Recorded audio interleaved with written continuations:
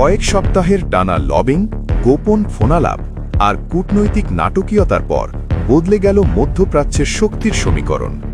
Saudi আরব ও ইসরায়েলের চাপের মুখে ইরানে বড় ধরনের হামলার সিদ্ধান্ত নিলেন মার্কিন প্রেসিডেন্ট। সেই সিদ্ধান্তের জেরে এখন তেহরান থেকে তেল আবিব সবখানেই উত্তেজনা চরমে। মধ্যপ্রাচ্যের দুই গুরুত্বপূর্ণ মিত্র ইসরায়েল এবং সৌদি আরব দীর্ঘদিন ধরেই ইরানের প্রভাব মোকাবেলায় কঠোর অবস্থানের পক্ষে ছিল। আন্তর্জাতিক গণমাধ্যমের একাধিক প্রতিবেদনে দাবি করা হয়েছে, সাম্প্রতিক সপ্তাহগুলোতে সৌদি যুবরাজ মোহাম্মদ বিন সালমান ব্যক্তিগতভাবে একাধিকবার যোগাযোগ করেন মার্কিন প্রেসিডেন্ট ডোনাল্ড ট্রাম্পের সঙ্গে। প্রকাশ্যে কূটনৈতিক সমাধানের কথা বলা হলেও পর্দার আড়ালে তিনি যুক্তরাষ্ট্রকে সতর্ক করেন, এখন ব্যবস্থা না নিলে ভবিষ্যতে ইরান আরও শক্তিশালী হয়ে উঠতে পারে। একই সময়ে ইসরায়েলের প্রধানমন্ত্রী বেনিয়ামিন নেতানিয়াহু ইরানকে তার দেশের জন্য দীর্ঘমেয়াদী নিরাপত্তা হুমকি হিসেবে তুলে ধরে আন্তর্জাতিক মহলে প্রচার চালিয়ে আসছিলেন।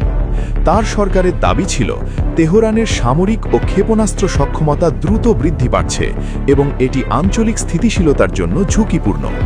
এই সম্মিলিত অবস্থানই শেষ পর্যন্ত ওয়াশিংটনের নীতিতে বড় পরিবর্তন আনে বলে বিশ্লেষকদের মত। শনিবার ভোরে শুরু হয় যুক্তরাষ্ট্র ও ইসরায়েলের সমন্বিত বিমান অভিযান। মার্কিন সামরিক কমান্ড জানায়, ক্ষেপণাস্ত্র ঘাঁটি, আকাশ প্রতিরক্ষা ব্যবস্থা এবং ইসলামিক রেভলিউশনারি গার্ড কোরের গুরুত্বপূর্ণ স্থাপনা লক্ষ্য করে হামলা চালানো হয়েছে। ইসরায়েলি নিরাপত্তা সূত্রের দাবি, তেহরানে একটি সুরক্ষিত কমপ্লেক্সে আঘাত হানা হয়, যেখানে উপস্থিত ছিলেন ইরানের সর্বোচ্চ নেতা আয়াতুল্লাহ আলী খামেনি। পরে ইরানের রাষ্ট্রীয় সম্প্রচার মাধ্যম তার মৃত্যুর খবর নিশ্চিত করে এবং দেশ জুড়ে 40 দিনের শোক ঘোষণা করা হয়। হামলার আগে কূটনৈতিক তৎপরতাও চলছিল সমান্তরালভাবে। যুক্তরাষ্ট্রের বিশেষ দূত ও শীর্ষ প্রতিনিধিরা ইরানের সঙ্গে পারমাণবিক কর্মসূচি নিয়ে আলোচনা করছিলেন। তবে আলোচনায় অগ্রগতি না হওয়া এবং পারস্পরিক অবিশ্বাস বাড়তে থাকায় পরিস্থিতি জটিল হয়। প্রেসিডেন্ট ট্রাম্প পরে এক বিবৃতিতে বলেন, তিনি যুক্তরাষ্ট্র ও মিত্রদের নিরাপত্তা নিশ্চিত করতেই এই সিদ্ধান্ত নিয়েছেন এবং প্রয়োজনে অভিযান অব্যাহত থাকবে। হামলার পর ইরান পাল্টা প্রতিক্রিয়া জানায়। ইসরায়েলের বিভিন্ন স্থানে ক্ষেপণাস্ত্র নিক্ষেপের খবর আসে এবং উপসাগরীয় অঞ্চলের কয়েকটি দেশ জানায় তারা আকাশ প্রতিরক্ষা ব্যবস্থার মাধ্যমে হামলা প্রতিহত করেছে। ইসরায়েলের জরুরি সেবা বিভাগ জানায়, একটি হামলায় প্রাণহানির ঘটনা ঘটেছে এবং বহু মানুষ আহত হয়েছে। এই পুরো ঘটনার মধ্যে সৌদি আরবের অবস্থান বিশেষভাবে আলোচিত।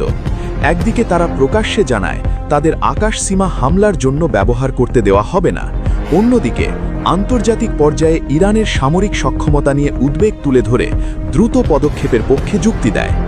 বিশ্লেষকদের মতে, নিজেদের নিরাপত্তা ও আঞ্চলিক প্রভাবের ভারসাম্য রক্ষাই ছিল রিয়াদের মূল লক্ষ্য।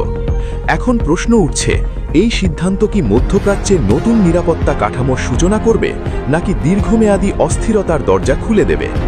ইরানের অভ্যন্তরীণ রাজনৈতিক পরিস্থিতি, সম্ভাব্য নেতৃত্ব পরিবর্তন এবং আঞ্চলিক শক্তির ভারসাম্য সবকিছুই এখন দ্রুত বদলে যাচ্ছে।